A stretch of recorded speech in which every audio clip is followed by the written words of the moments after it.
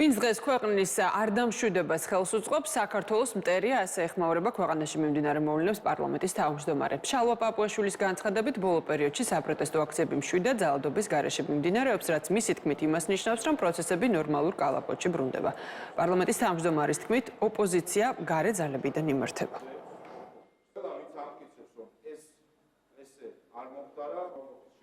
ის დღეს ქვეყნის არ დამშვიდებას და არეულობას ხელს უწყობს, მტრობს ჩვენს ქვეყანას და ქართულ ხალხს.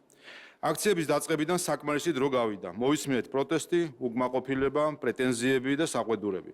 მთელი ამ ხნის განმავლობაში ნაბიჯ-ნაბიჯ მეთოდურად ვცდილობთ უპასუხოთ ყველაფერს, ვცდილობთ ახსნათ, რომ ჩვენს ქვეყანაში მშვიდობიანი პროტესტი და დემონსტრაცია დაცულია, ხოლო პოლიციელებზე თავდასხმა და მასობრივი ძალადობა აუცილებლად აღიკვეთება.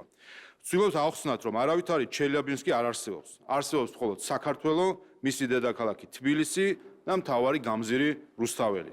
აქ ისევე ისე თენდება და ღამდება. ქვეყანა ყველაფრის მიუხედავად აგრძელებს არჩეული გზით სვლას და ცხოვრებას, როგორც მანამდე განვლილი 12 წლის განმავლობაში. ნაბიჯ-ნაბიჯ მეთოდურად, თანმიმდევრულად ჩვენ მივყვებით დასახულ მიზნებსა და ამოცანებს, მივიწევთ ჩვენ წინ ევროინტეგრაციის გზაზე, რომლის აუცილებელი და ფუნდამენტური ნაწილია თავისუფალი და სამართლიანი არჩევნები. ქუჩაში ვითარება ჩაცხრა, აგრესიული ჯგუფთა უმრავლესობა გაუნებელყოფილია. ცხოვრება თანდათანობით ჩვეულით დაუბრუნდება.